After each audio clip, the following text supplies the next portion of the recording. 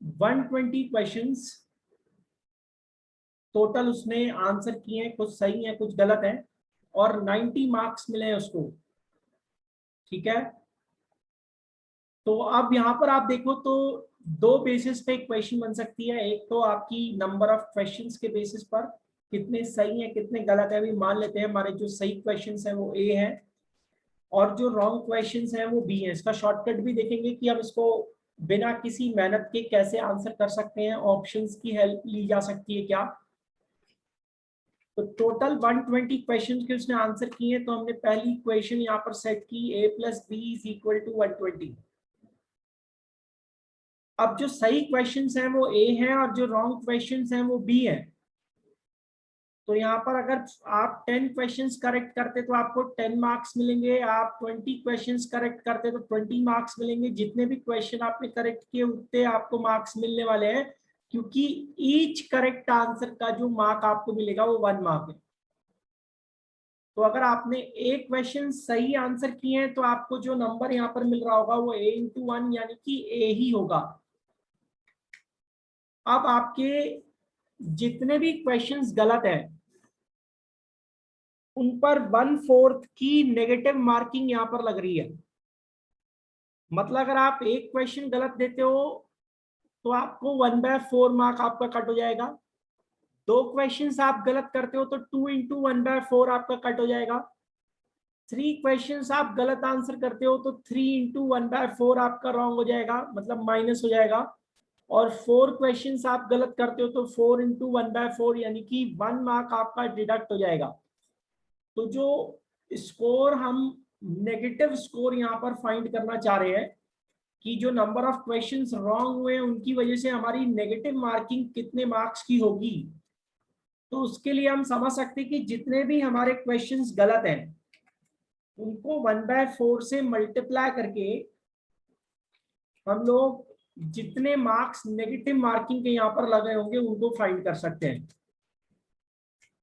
तो ये हमारी इक्वेशन बनती है कि हमें ए क्वेश्चंस ठीक करने के लिए a इंटू 1 मार्क्स मिले, उसमें बी क्वेश्चंस गलत करने के लिए मेरे को 1/4 इंटू बी मार्क्स की नेगेटिव मार्किंग लगी और फिर हमारा स्कोर 90 आया।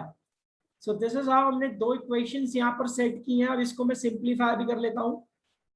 तो ये बनेगा हमारा 4a। इस तरीके का क्वेश्चन आपकी बुक में भी है, आपकी बुक में भी है इस तरीके का क्वेश्चन। तो 4 से हाँ मल्टीप्लाई सर। कर देते हैं, डिनोमिनेटर में 1/डिनोमिनेटर में 4 आ रहा है तो मैं 4 से मल्टीप्लाई कर देता हूँ इस इक्वेशन में। तो ये बन गया 4a minus b is equal to 360।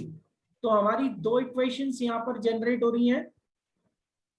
ये हमारी पहली इक्वेशन है और ये हमारी दूसरी इक्वेशन है। अब इन दोनों को सॉल्व करते हैं। तो देखो a plus b is equal to 120 और ओरली कैसे आंसर कर सकते हैं इसको वो भी हम देखेंगे अभी।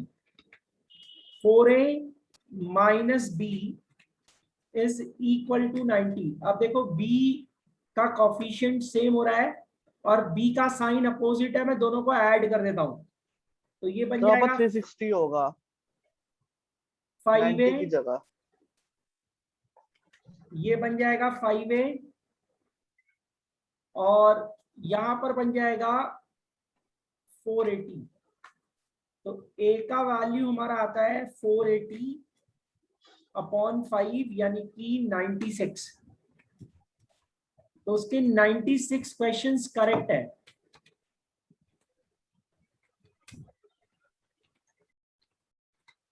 96 क्वेश्चंस उसके करेक्ट है। तो इसी तरीके से जो रॉन्ग क्वेश्चंस होंगे वो कितने होंगे, 120 माइनस 96 यानी कि 24। 24।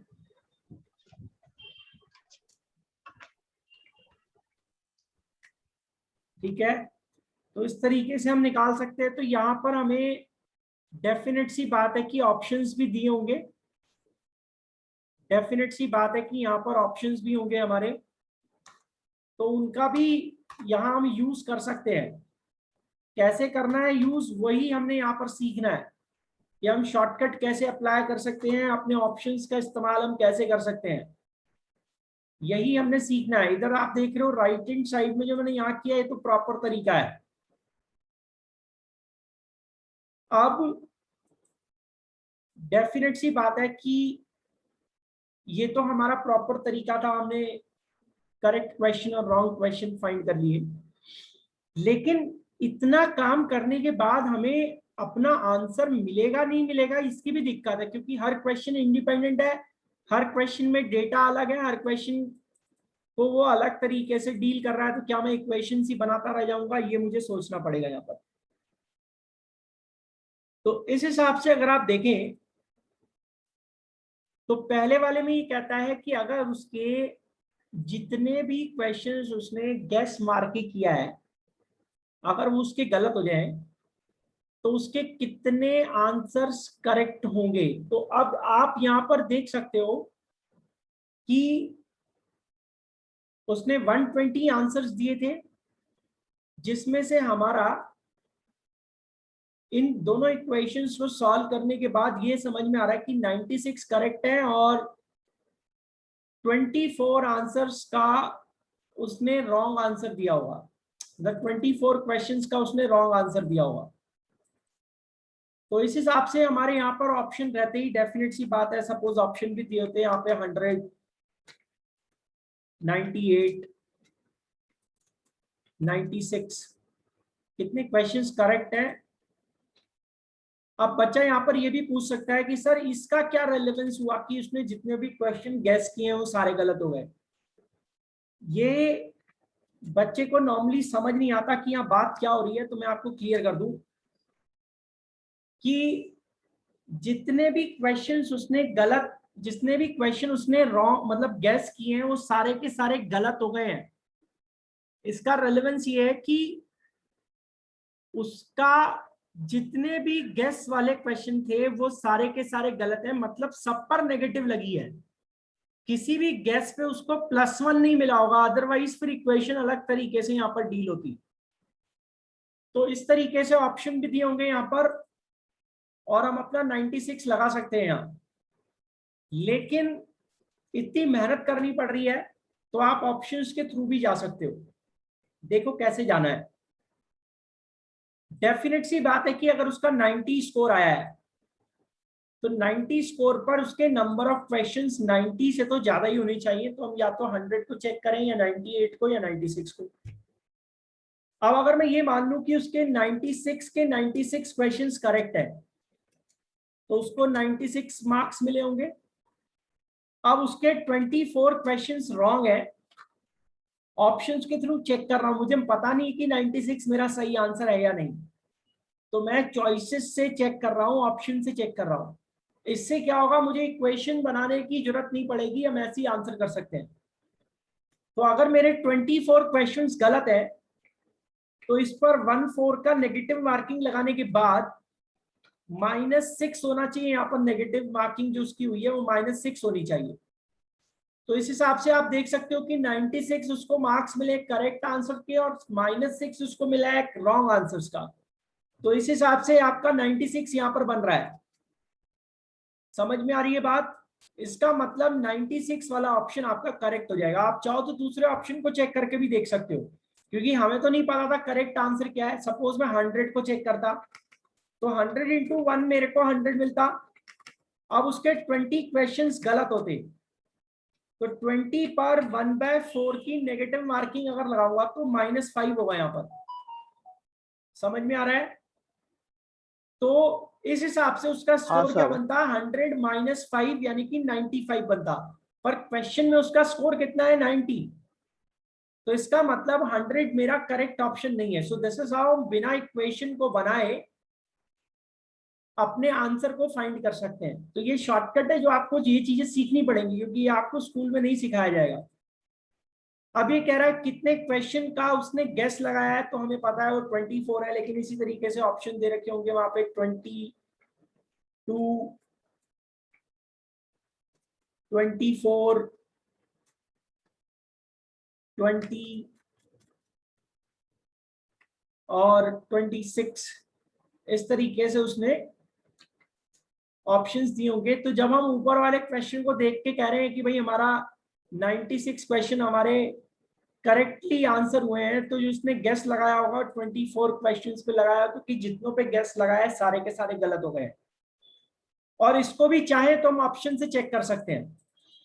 कैसे चेक कर सकते हैं? सेम रेलेवेंस है कि अगर 24 क्वेश्चंस उसने गलत किए, मैं ऐसा ऑप्शन से चेक कर रहा हूं, मुझे पता नहीं कि 24 मेरा सही आंसर है या नहीं।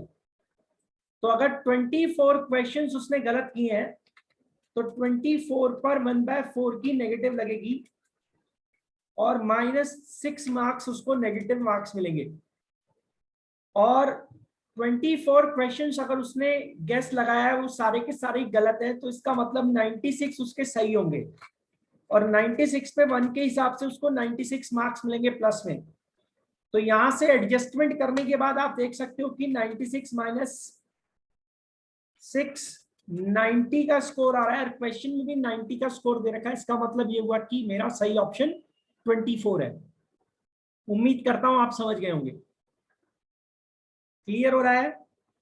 अब देखो नेक्स्ट क्वेश्चन की अगर मैं बात करूं तो यहां से आपको समझ में आएगा कि ऊपर जो लाइन दे रखी थी कि सारे के सारे क्वेश्चन जो अटेम्प्ट किए हैं गेस के बेसिस पर वो सारे गलत हो गए। इसका रेलेवेंस क्या है?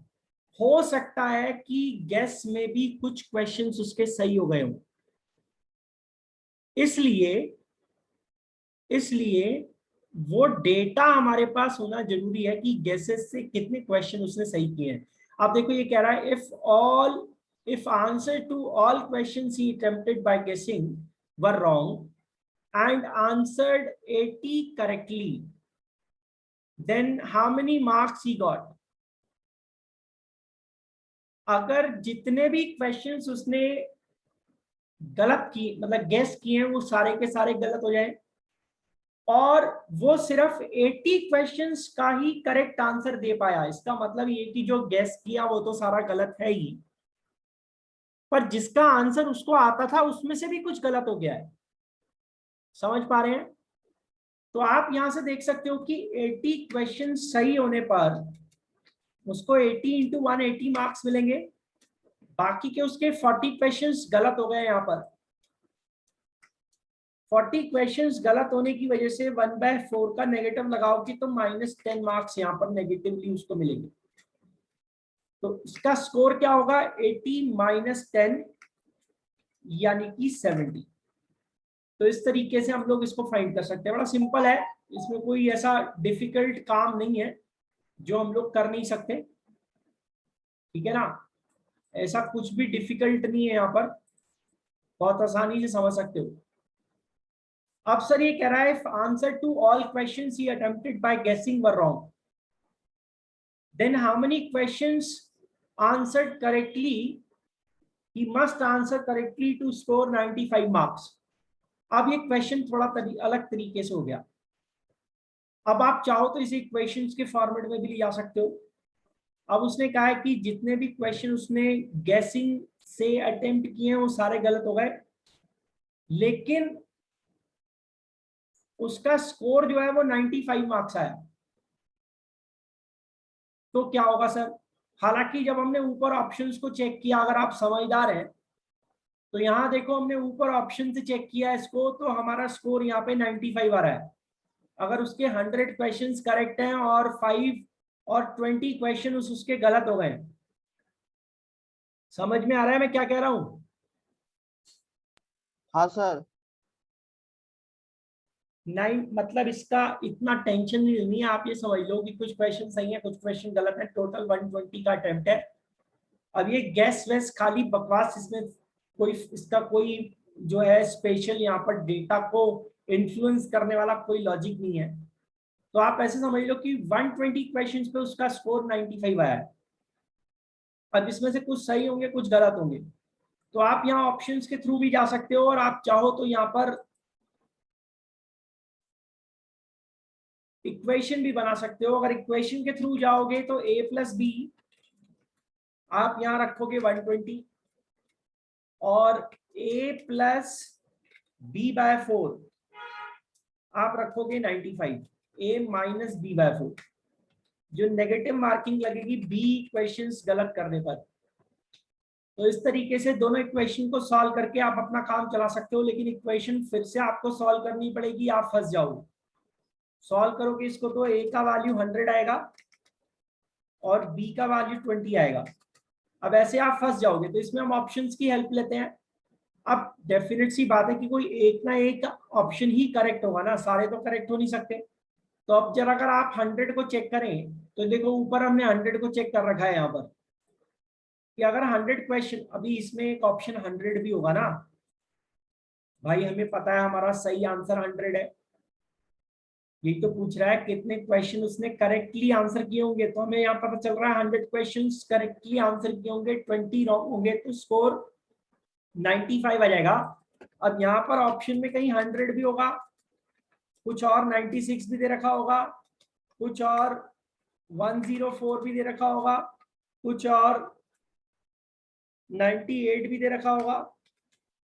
तो अगर हम ऑप्शन से चेक करें तो यहाँ पर 100 क्वेश्चंस हम एक एक करके पिक कर सकते हैं। मुझे नहीं पता मेरा सही आंसर क्या है, तो सपोज मैं 100 को चेक कर रहा हूं, तो सीधा लॉजिक बनता था यहाँ पर कि 100 क्वेश्चन सही होने की वजह से 120 में से उसको यहाँ 100 मार्क्स मिले होंगे प्लस में, और 20 क्वेश्चंस गलत होने की वजह से 1/4 का नेगेटिव लगा होगा, और 5 मार्क्स का नेगेटिव लगने के बाद जो उसका स्कोर है वो 100 माइनस 5 यानी कि 95 हो जाएगा। तो ये मेरा डेटा के साथ मैच कर रहा है, कंसिस्टेंट है, इसका मतलब मेरा सही आंसर 100 है। तो बिना किसी सिंगल डॉट पुट किए भी आप अपना आंसर यहां पर फाइंड कर सकते हैं। So this is what the shortcut is. यहां तक किसी को कोई प्रॉब्लम लग रही हो तो पूछ लो। No sir. अभी रीजॉइन कर लो, फिर मैं आपको नई केस स्टडी समझाता हूं।